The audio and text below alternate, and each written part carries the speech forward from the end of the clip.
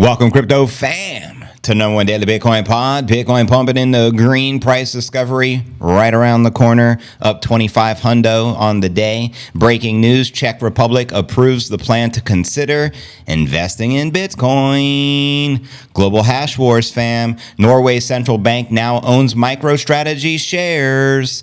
Illinois considering strategic Bitcoin reserve with a 5-year HODL strategy. HODL gang, HODL gang, HODL gang. Also, adoption in Texas. Their governor announces Bitcoin Reserve as a priority bill this year in 2025. And finally, a sign of the times. I love Rich Dad, Robert Kiyosaki. I've always been a fan of his. And finally, he admits he's capitulating. Check this headline. Rich Dad Poor Dad author says he is dumping gold and silver for Bitcoin and unveils his massive Bitcoin price target. We'll also be discussing El Salvador Bitcoin advisor, the one and only Max Keiser. Max and Stacy are responsible for Bitcoin country. I'm going to express why they raised their target from 220,000 to 2.2 million and why Max has doubled down and says 2.2 million in play, JV. We'll also be taking a look at the overall crypto market. All this, plus so much more in today's show.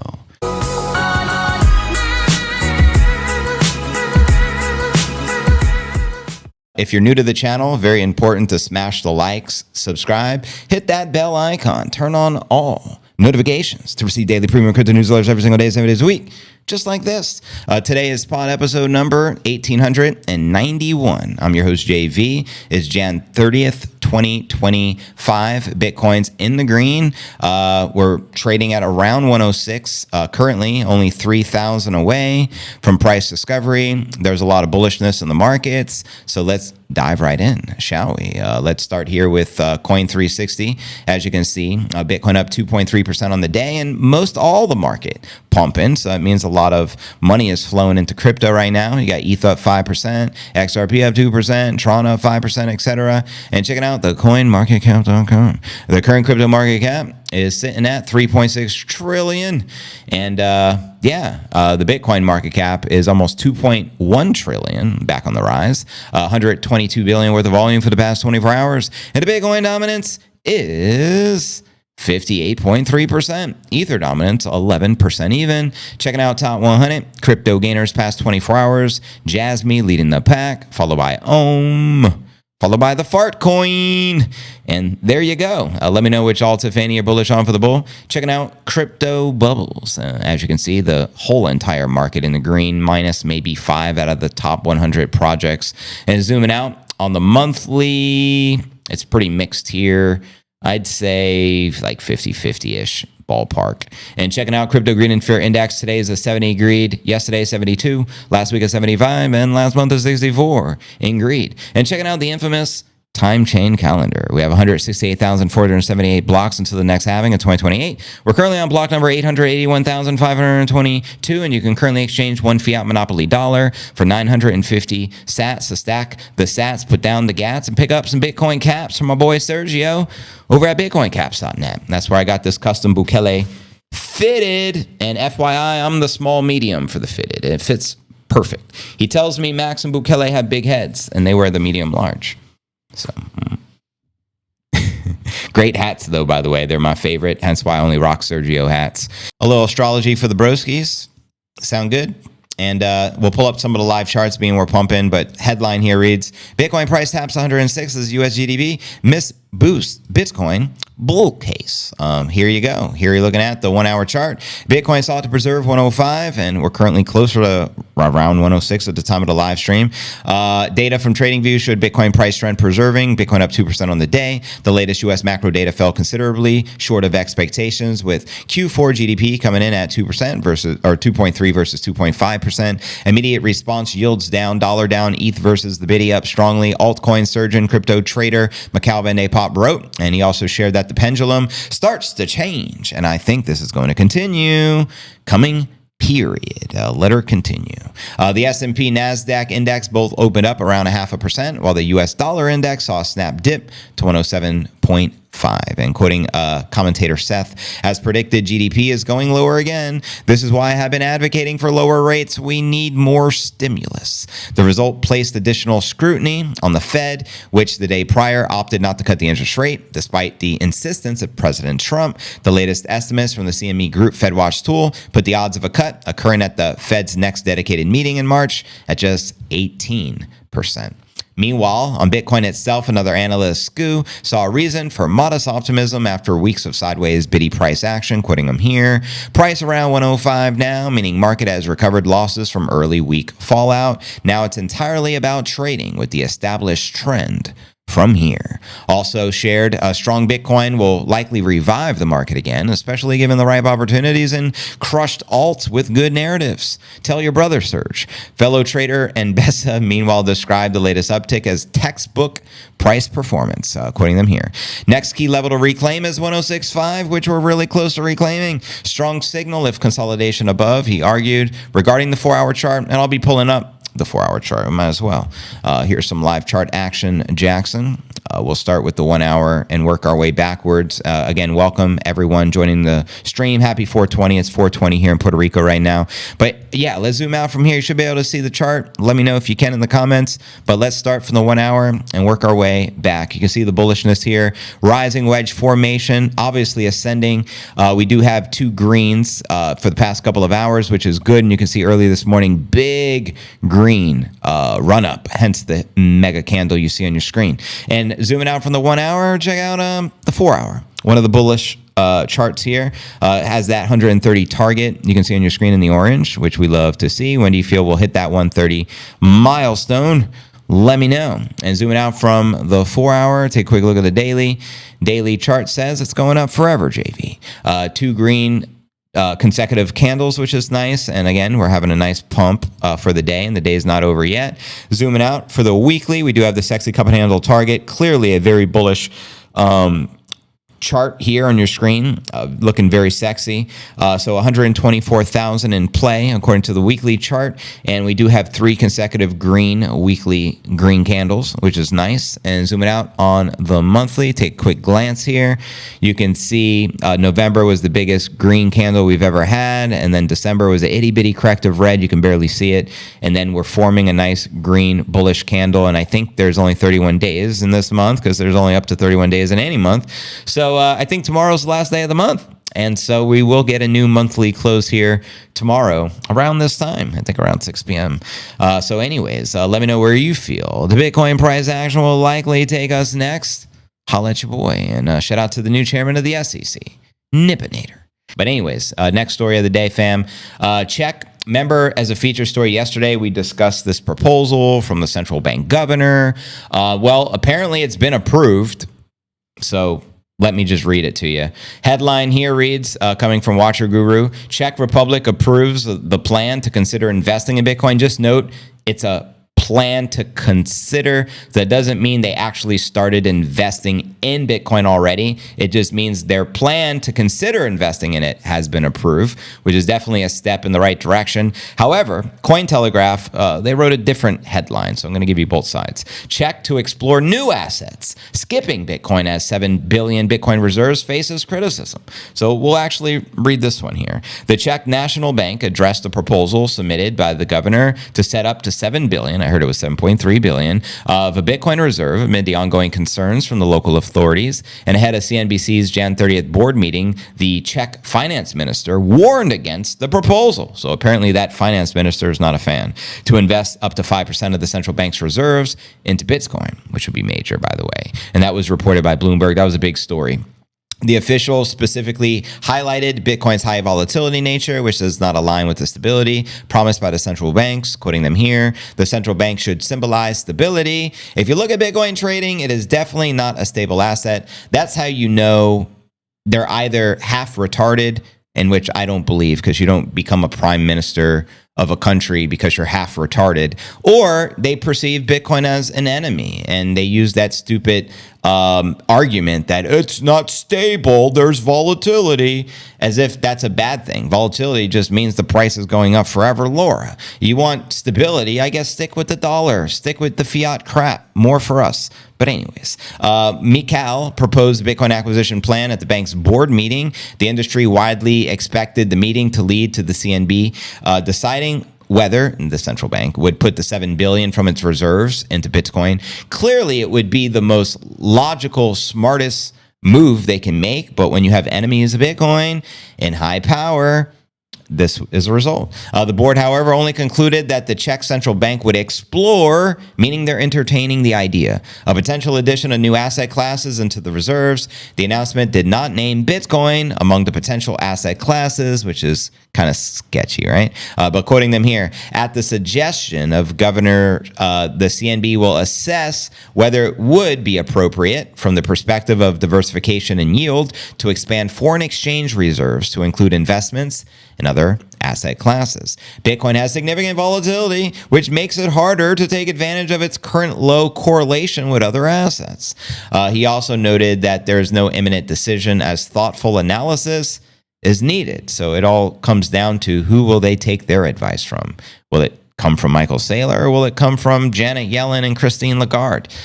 You tell me. But anyways, interesting. Nonetheless, this is big news shaking up the industry right now, as central banks are probably all entertaining around the world how much to put into Bitcoin at this current stage of the global hash wars.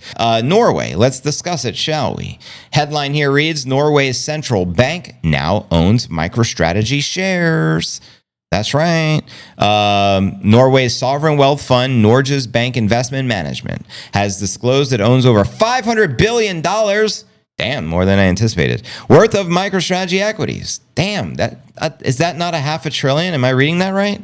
The fund also recently revealed its 2024 investment returns, collecting heavy profits from the U.S.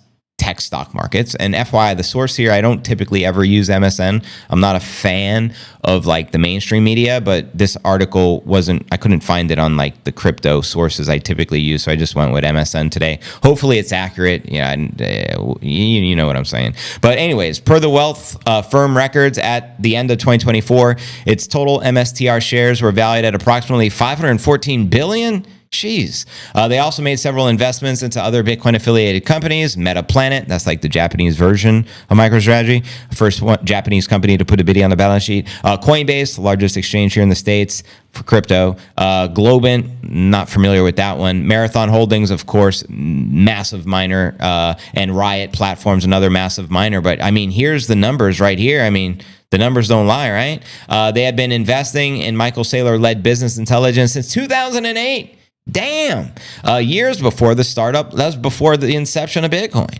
The startup launched to his Bitcoin acquisition strategy. So they've been fans of Saylor for a long time, clearly. It is unclear whether the Norwegian fund holds the shares to gain exposure to the crypto. And as revealed in a January 29 post, head of research at K33, the fund's indirect Bitcoin exposure from its MicroStrategy shares grew by... what number is that? I don't want to butcher the number because it's awkward to me, but I think it's 1199. Unless sometimes when the decimal means a comma and that throws me off, but I'm going to assume it means to be a decimal and it's 1199, but I have no clue. Lunde also pointed out that the fund's exposure surged by 153% in 2024, which he attributed to the corporate Bitcoin treasury strategy spearheaded by figures such as Saylor, Jack Dorsey, and Fred Thiel. K33 Research further explained that their Bitcoin exposure in US dollar terms grew from 23 million in 2020 to 356 million in 2024, and by December 31st, 2024, the fund's total indirect exposure reached 4 billion Norwegian krone. So that's pretty massive. And according to the January 29th report by Reuters, they recorded a 2024 annual profit of 2.5 trillion Norwegian krone, which is $222 billion. It just goes to show you how much money is really flowing into Bitcoin, whether directly or indirectly through companies like MicroStrategy. And if you don't know, now you know, broskies. So yeah, headline here reads, Illinois is considering strategic Bitcoin reserve with a 5-year HODL strategy and also breaking Texas LT governor. Does that mean lieutenant?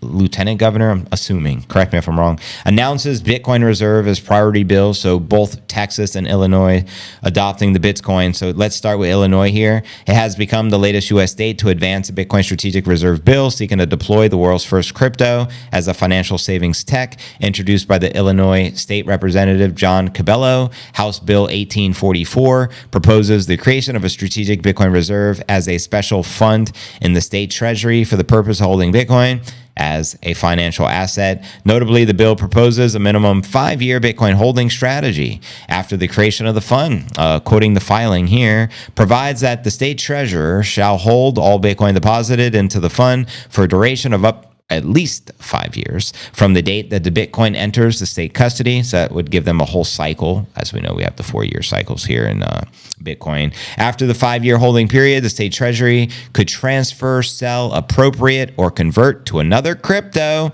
Interesting. Any Bitcoin in the fund. Imagine that. They trade all their precious Bitcoin for some shitcoin like the Trump meme coin or something.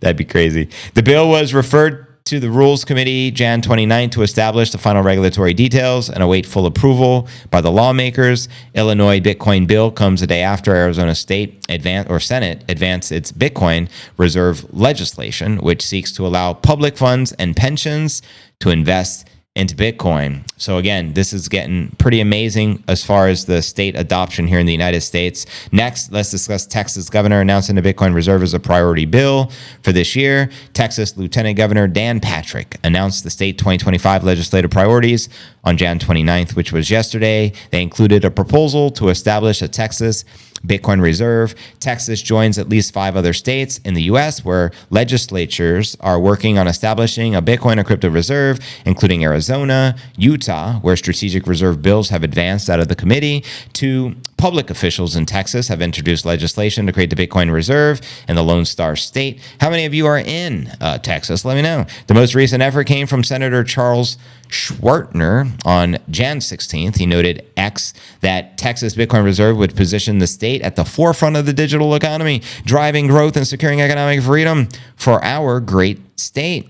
So yeah, this is pretty cool. Meanwhile, U.S. President Trump campaigned on the promise of creating a national strategic Bitcoin reserve, and Wyoming Senator Lummis has introduced the Bitcoin Act, which could establish such a reserve. It proposes to purchase 1 million Bitcoin. I believe it's 200,000 per year over the course of 5 years. We're praying and hoping Trump signs that bill, but first it has to pass these other things like in the Senate and such. Texas is the largest state in the U.S. If it were a sovereign nation, the state would have the 8th largest economy in the world. And according to the Texas Comptroller, the state takes in over $250 billion a year in revenue from taxes, fees, and assessments. Notably, Texas has a high concentration of Bitcoin miners who have moved to the state due to its cheap and available power, renewable energy sources, and crypto positive regulatory environment. So there you go, Texas for the win, Illinois for the win, Wyoming for the win, America for the win. Now let's discuss news from Robert Kiyosaki. He's finally capitulating his gold and silver.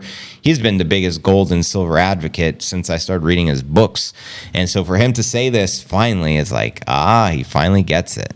I love it. So shout out Rich Dad. But the headline here reads, Rich Dad Poor Dad author says he is dumping gold and silver for Bitcoin and unveils his massive Bitcoin price target. Let me know if you have ever read Rich Dad Poor Dad, by the way. I'm curious. According to Kiyosaki, Bitcoin has more upside potential relative to the two prices. Exactly. Why did it take him this long to figure it out? I don't know, but at least he gets it, unlike Peter Schiffmeister. Quoting him here, I'm switching as fast as I can out of gold and silver into Bitcoin because I think Bitcoin in 2025, it will probably go to $250,000 per coin.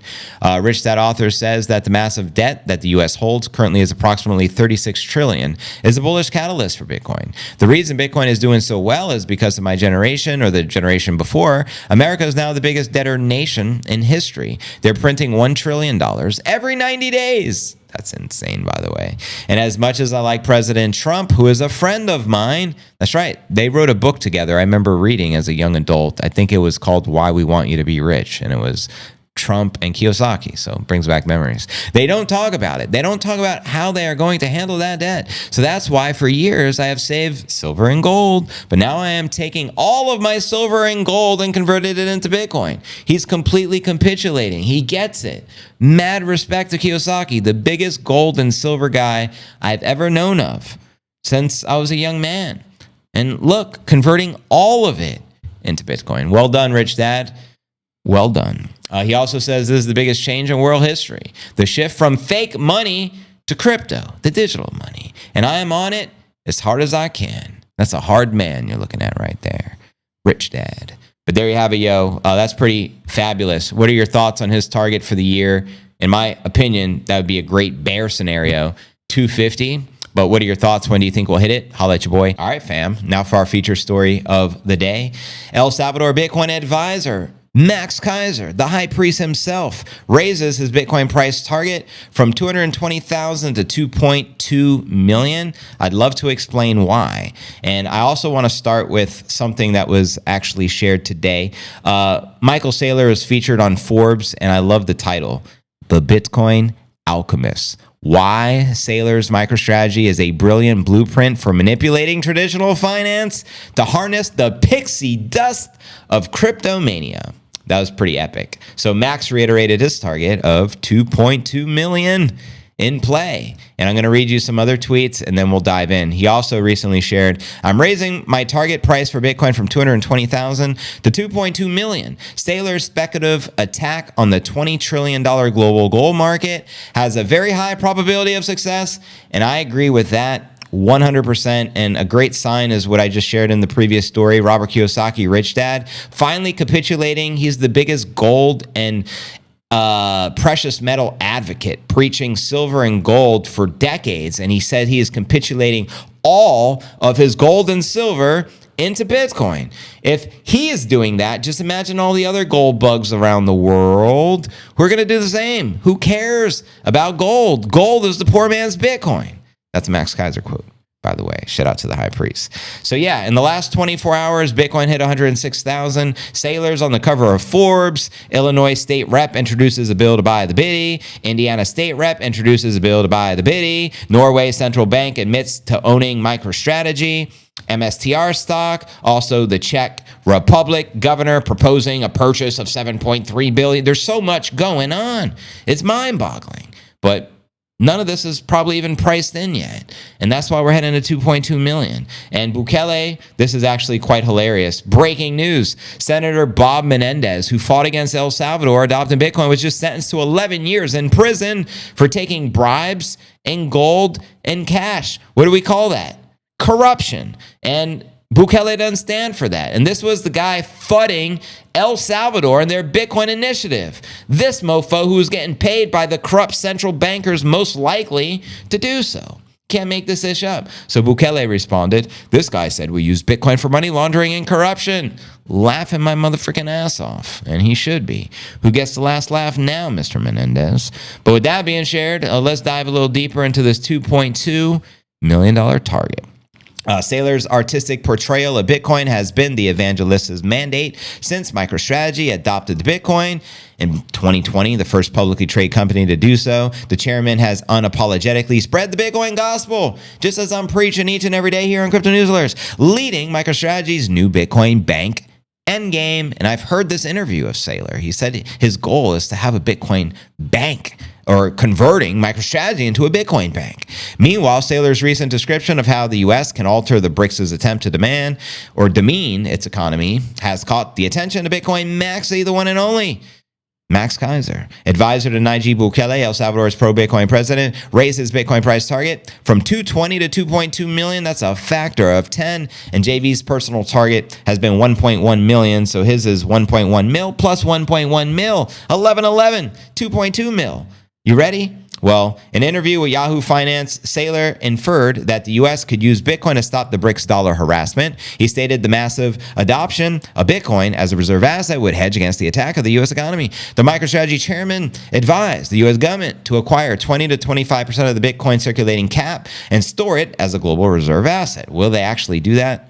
Probably not. But if they did, He argued that the move would steer a global Bitcoin buying spree, boosting the asset's value and consequently the U.S. economy. And furthermore, Saylor also teased a great twist on the strategy, which involves the U.S. selling all of its gold reserves. Now we're talking, to stack Bitcoin. Just like what Rich Dad Kiyosaki did. He's getting rid of all the gold for Bitcoin. What if the U.S. government did the same thing? The chairman insisted the ploy would demonetize the entire gold asset class, affecting the U.S. enemies who hold a substantial amount of the precious metal. Notably, this plot would ensure that gold's $20 billion market cap would shift into the biddy, rug pulling holders of the asset class. Saylor noted that the twist will see the U.S. control over $100 trillion in assets in the world's reserve currency network. Meanwhile, Max insisted Saylor's gold rug pull strategy is largely feasible. He stated that the potential $20 billion market cap diversion from gold to Bitcoin has a very high probability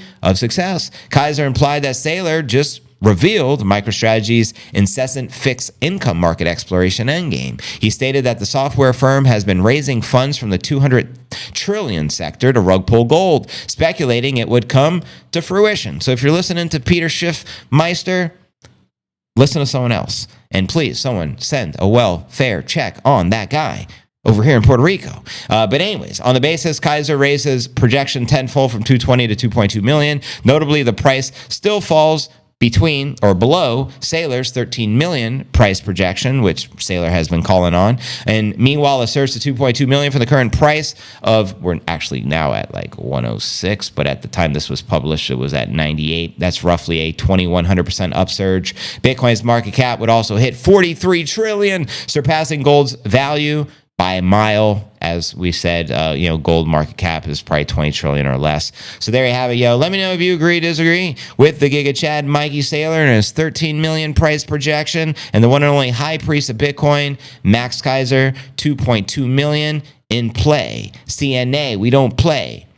You already know. But there you have it, yo. Let me know. I'm going to read your comments out loud. Welcome, everyone, to the Q&A segment of the live stream. The crowd is going wild. We're still in the green. We're up 1,000. We were at 106 earlier. We really got to get above 106.5. And then it's smooth sailing to price discovery 109.3. Welcome, everyone, to the Q&A segment of the live stream. I actually want to touch upon one more thing, and then we'll do the Q&A. I wanted to touch upon the Fiesta because it's only in a few more days. So let's do that really quick, and we'll knock that out. And then we'll do Q&A, and we'll also play some music videos and potentially flip it to a pump watch if that's what you guys want. But yeah, for those that don't know, there's a big 100K party going down here in my backyard. Not literally in my backyard, but in my backyard as in close to where I live in Puerto Rico. Just to make it clear, the party's not at my actual house. But nonetheless, it's going to be awesome. Here's some images that Chandy created with the AI to help represent the party. And you can see it's an oceanfront vibe at a beautiful 4-star property called the Condado Ocean Club, the Sandbox. Really good vibes. There's going to be food, drinks, entertainment. We have like a live DJ. We'll have a professional photographer taking good images, which I plan on sharing with all the attendees. It's just going to be a great time. Excellent for networking, masterminding, and partying with your boy, Chandy 10 Music, and the CNA fam. So I'm super looking forward to this. And again, I can't believe it's 8 days away. We're also doing a VIP excursion day, and this is the place we're going. So you can see the water is totally next level. We'll make great opportunity, not just for snorkeling on our boat tour, which it's a boating, snorkeling, all-inclusive tour, all you can drink Puerto Rico rum, but a great opportunity as well to take some nice photos with the scene, the beaches, because the beaches here on this island are going to be superior to every other beach in Puerto Rico, because we're going to an island to experience this beach, which is clean and pristine. Just FYI. So it's going to be phenomenal. So it's a 2-day event. VIP day is the second day. And let me just give you the highlights really quick. It's February 8th. It's from 8 p.m. to 12 p.m. midnight. The location is the Sandbox at the Condado Ocean Club, which is, the nicest area of San Juan, FYI, off of Ashford. yeah, we're going to be partying. It's oceanfront vibes. It's a great property. There's going to be food. There's going to be drinks. Food and drinks are included with your ticket. And common questions. Do you have recommended hotels? Yeah. Anywhere from 3-star to 5-star, from anywhere from 200 a night to 500 a night. That's for those of you who don't live in Puerto Rico or are traveling. You know what I mean? You got a lot of options. And you could also room with somebody if you're trying to save money to stack more sats. I get it. And not everyone's going to want a 5-star La Concha resort for $800 a night, but it's an option. You can do the $200 a night. You can split it with someone. You can Airbnb, whatever's clever. But there's many options. But the places I recommend are all highly recommended. Great. The Condado Ocean Club is where we're throwing the party. They also are a hotel. Again, it's a 4-star property, and it's $571 a night if you want an oceanfront hotel stay. Now, which airport do I fly into? Easy peasy. San Juan International. It's the only international airport in Puerto Rico. The venue is only 15-minute Uber drive from the airport. Maybe cost $15. It wouldn't be expensive, so it's very affordable. What does the VIP ticket include? It's ultimately everything the general admission ticket includes, but you get the VIP bonus day where we're doing the all-inclusive excursion. It's going to be 5-6 hours on an island, boat tour, and just a great opportunity for networking, vibing, and celebrating, which is what we're doing ultimately. General admission, like I said, it includes entry into the venue and food and drinks. Is Condado, Puerto Rico safe? Yeah, it's the safest place in San Juan and one of the top tourist destinations because how nice it is. It's the most upscale place in this area in San Juan. Can I bring kids to the party? No. There's going to be drinking, and I don't suggest bringing any kids to the party. Can you bring kids to to your vacation? Yeah. If you have a babysitter or you can find a babysitter, absolutely. Can I bring a spouse? Absolutely. In fact, I know Serge is bringing his beautiful spouse, and many of you guys are, and I would encourage it. Is a passport required to fly into Puerto Rico from inside the U.S.? No. That's one of the benefits. It doesn't require it because Puerto Rico is considered a Commonwealth territory of the USA, so all you need is an ID. How many days should I plan to stay is totally up to you. Some people are staying just for the day, for the one day of the party. Some people are staying a few days so they can experience the VIP day. Some people are staying all week. It's really dependent upon you. Will this event be streamed online? Unfortunately not, because what happens in Puerto Rico stays in Puerto Rico, broskies. And what's the weather like in Puerto Rico in February? Perfect. It's in the mid-80s. It's the least rainy month of the year, so it's very advantageous. Can I pay with Bitcoin? Absolutely. You just gotta email me evidence that you sent payment via Bitcoin. I would recommend emailing me and let me know, yo, JV, I want to pay in Bitcoin. That way I know, and I could be on the lookout and I can verify it, and then I can manually process your ticket. Also, can you pay with the Bitcoin Lightning? Yeah. In fact, we've already had some people pay with Bitcoin or using the Lightning Network. The only thing is you got to email me requesting it, and then I will send you the Lightning invoice, and you can use your sats to get to the party or buy your ticket to the party. And just going to open up the tickets real quick. I'm using Eventbrite, obviously, for, doing all of this, which makes it a lot easier and streamlined. So shout out Eventbrite. But if you want to save the fees, just use Bitcoin, FYI. They charge high merchant fees, but it's just because merchant fees are expensive. It is what it is. But there's only 3 more tickets remaining for general admission, the $197 ticket. There's only 1 more VIP ticket available for the VIP day, and there's only 1 VIP couple ticket left. So everything's virtually sold out just about, such as the general admission couple tickets. So, and as you can see, there's only a few tickets left, hence why Eventbrite has featured it. We've sold quite a lot of, good tickets. It's a small group, though, collectively. I didn't want this to be a big party, so it's capped off. The VIP day is capped off at 15 people on, coming with us on the boat for the excursion tour. And the party is ultimately 20. I wanted to use 21 because 21 million Bitcoin, and 21 is a blackjack, and 11 plus a 10.